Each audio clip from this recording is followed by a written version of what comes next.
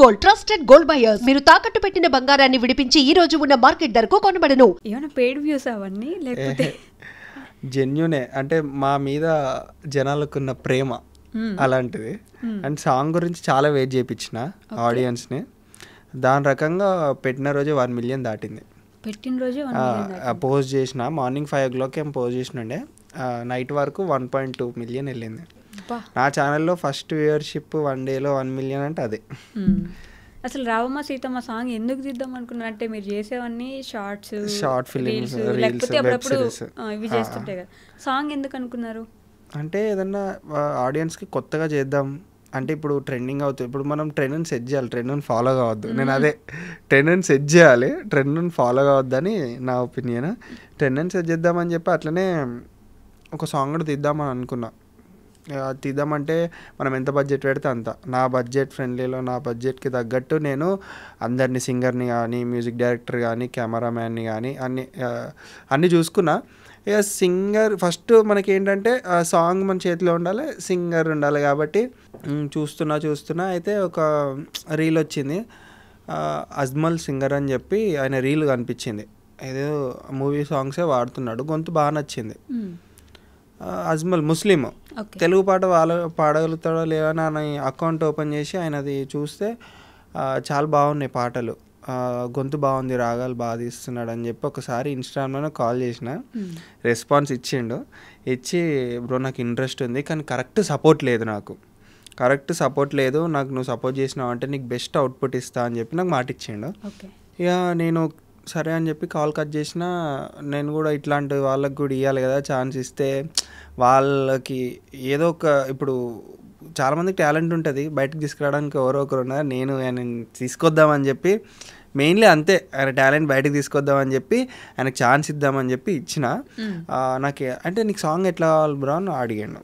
నాకు రావమ్మ అంటే ఎట్లా అంటే నాకు రాముడు సీత మీద వాళ్ళకు ఉండే బాండింగ్ మీద, ఇప్పుడు నేను కూడా ఎవరైతే నా అమ్మాయి ఉందో ఆమెకి నాకు అలానే బాండింగ్ ఉంటుంది. నేను ఆమె కోసం నేను తప్పిస్తూ ఉంటాను కానీ ఆమె నన్ను పట్టించుకోదు, కానీ వీళ్ళకి ఆల్రెడీ కనెక్షన్ ఉంటుంది అనే విధంగా చెప్పిన, ఒక కీ పాయింట్స్ చెప్పిన. దానికి తగ్గట్టు ఆయన సాంగ్ రెడీ చేసి ఇచ్చిండు. నాకు కొన్ని లిరిక్స్ చరణము వినిపించిండు.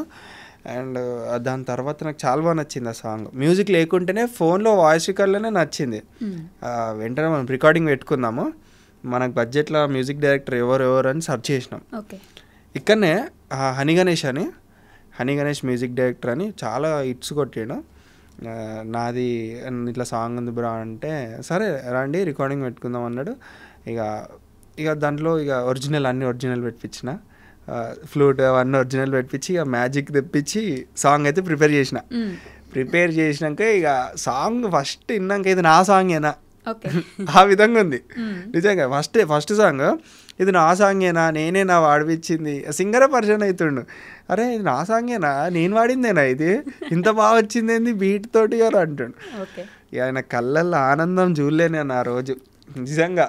ఇక ఆ పాట రాసిన వెంకట్ కోల్ అయినే కానీ అజ్మల్ కానీ వాళ్ళిద్దరు కళ్ళల్లోనే ఆనందం చూసిన. నేనంత ఆనందం పడలే, వాళ్ళకి ఫస్ట్ సాంగ్ కదా, వాళ్ళంత ఆనందం వీడియో క్లిప్స్ కూడా ఉన్నాయి. అది వాళ్ళ ఆనందం చూసి దాని తర్వాత ఆ సాంగ్ మాకు రికార్డింగ్ ఇచ్చిర్రు, షూట్కి ఇచ్చిర్రు.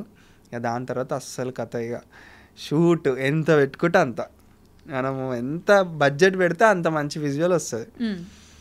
నా నమ్మకం ఏంటంటే నాకు కొంచెం ఇక అంత పెట్టే అంత నాకు లేదు. అట్లా అని ఏం చేసినా మా ఫ్రెండే నవీన్ మురారి అని ఇన్ఫినిటీ స్టేటర్స్ అని వాళ్ళకు ఒక స్టూడియో ఉంది. వాళ్ళు ఏం చేసారు, బ్రో నాకు ఈ సాంగ్ ఫస్ట్ సాంగ్ నేను తీస్తా అని చెప్పి ఆయన కెమెరాస్ తోటే తీద్దామని చెప్పిండు. A7 S3 తోటి సోనీ కెమెరాలోనే తీసినాం. చాలా బాగా వచ్చింది సాంగ్. అండ్ నేను ఎట్లా అంటే ఫ్రెండ్లీగానే తీసిన, మరి ఇప్పుడు నేను ఒక ప్రొడ్యూసర్ని నేను అన్నీ కొన్నా అట్లా తీయలేదు, అన్నీ తక్కువలోనే కావాలని చెప్పి చేసుకున్నా ఫస్ట్ సాంగ్. ఎక్కడికి వెళ్ళినట్టున్నారు లొకేషన్స్ మొత్తం ఇక్కడ లేవు అసలు? వరంగల్ వెళ్ళినాము, వరంగల్ వెళ్ళినాము. అండ్ సోనీ వాళ్ళు ఇల్లు అటు సైడే కదా, సోనీ వాళ్ళ ఇంట్లోనే ఉండే ఒక 3 days వాళ్ళ ఇంట్లోనే ఉండే. 20 members దాకా ఉండే. 3 daysలో అయిపోయిందా సాంగ్ షూట్ మొత్తం? అయిపోలే. మెయిన్ విజువల్స్ ఏవైతే అక్కడ ఉన్నాయో అవి తీసుకొని వచ్చినాము క్లిప్స్. 3 days 15 మెంబర్స్ దాకా వాళ్ళు పాపం చూసుకుర్రు. సోను వాళ్ళ మమ్మీ డాడీ వాళ్ళు చూసుకున్నారు. అండ్ అటు ఇటు చేసి ఫస్ట్ సాంగ్ కదా, అసలుకి ఎట్లా ఈ వీళ్ళందరిని ఎట్లా మెయింటైన్ చేయాలి ఏంది తెలియదు మనకి. ఇప్పుడు ఎట్లా అంటే మన వీడియోస్ అంటే ఇప్పుడు మా వెబ్ సిరీస్ అంటే మేమే ఉంటాం, మా ఇల్లు మాదే, మా ఎక్విప్మెంటే కాబట్టి ఏం కాదు. బయట నుంచి చాలా ఇబ్బంది అవుద్ది బయట నుంచి తెస్తే. ఇప్పుడు సాంగ్స్ తీస్తారు కానీ వాళ్ళ కష్టం ఆ రోజు తెలిసింది. ఎంతోమంది లేదులే అనుకున్న 30 మెంబర్స్ దాకా కష్టపడితే ఇప్పుడు ఆ 4 minutes సాంగ్ వచ్చింది. ఓకే కదా. ఇప్పుడు 4 members ఆ 4 minute సాంగ్ రావడానికి ఎంతో కష్టపడ్డాం. కాదు 3 రోజులు అన్నారు, అక్కడికి వెళ్ళిపోయారు వరంగల్ పూర్తిగా. మొత్తం సాంగ్ తీయడానికి ఎంత టైం పట్టింది, ఎంత ఖర్చు అయింది బేసిక్గా? అంటే ఇప్పుడు 3 daysలో సాంగ్, ఇప్పుడు 3 daysలో అక్కడ ఉన్న క్లిప్స్ తీసుకొని వచ్చినాం మెయిన్. అండ్ ఇంకొకటి ఏమైపోయిందంటే క్లైమాక్స్ వచ్చేసరికి అమ్మపల్లి వెళ్ళాలని డిసైడ్ అయినాం. అండ్ అమ్మపల్లికి వెళ్తే అక్కడ ఏమో కన్స్ట్రక్షన్ ఉందని చెప్పి ఒక చిన్న టెంపుల్ దగ్గర అక్కడ క్లైమాక్స్ సీన్ ఉంటుంది ఒకటి, ముళ్ళు గుచ్చుకునేది, అక్కడ తీసేసినాం అది. అండ్ ఖర్చు విషయానికి వస్తే అరౌండ్ నాకు 2 దగ్గరలో 2 lakhs దగ్గరలో, తక్కువనే 2 lakhs దగ్గరలోనే. మినిమం మనం ఒక సాంగ్ తీయాలంటే అది ఒక సినిమాటిక్ లెవెల్లో అంటే ఒక 5-6 దాకా పెట్టుకోవాలంట. నాకు అంత లేదు, యాక్టర్స్ అందరూ మీ వాళ్ళే. యాక్టింగ్ విషయం కాదు, పెట్టుకుందాం అనుకున్నా కూడా అంత వద్దు నాకు. అంటే తెలియదు, నాది సాంగ్ బేస్ ఛానల్ కాదు. ఒక రాయేద్దాం, పోతే 2 పోతే ఏం కాదు, 5-6 అంటే ఇబ్బంది అవుద్ది అని చెప్పి నా బడ్జెట్లోనే. ఎట్లా అంటే నా నమ్మకం ఏంటంటే నన్ను సక్సెస్ చేస్తారు నేను ఏది తీసినా సరే అని చెప్పి నేను ఫస్ట్ నుంచి సెల్ఫ్ ప్రమోటింగ్. నేను ఎవరితోటి నా సాంగ్ వచ్చిందని ఇప్పటివరకు చెప్పియాలి. అంటే కొంతమంది సాంగ్ వచ్చింది ఇట్లా చూడండి అని బ్యానర్ పట్టుకుని, అదేం సెల్ఫ్ ప్రమోటింగ్ నా ఛానల్లోనే నేను రోజు చెప్పుకున్నా. ఓకే, అట్లా చేసి ఈరోజు 2 weeksలోనే 5 million. ప్రొడక్షన్ మీ నాన్నదే కదా?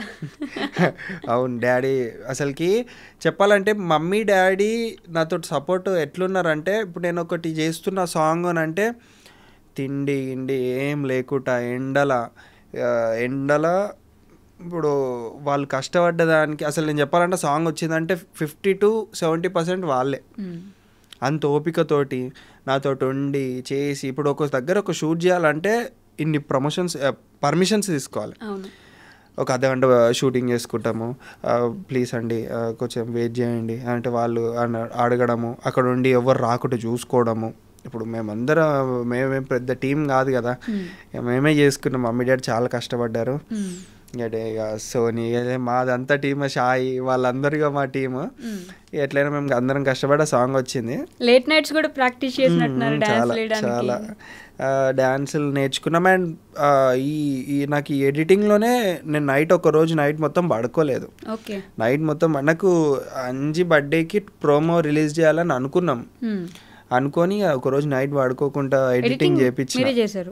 నేను లేదు, చేయించాము. డిఐ ఎడిటింగ్ 24 frames వాళ్ళు చేశారు, వాళ్ళ దగ్గర చేయించాము. ఒక 1 day మొత్తం నిద్రపోకుండా చేసి అంజి బర్త్డే రోజు మార్నింగ్ 6 o'clockకి ప్రోమో పోస్ట్ చేసేసినాం.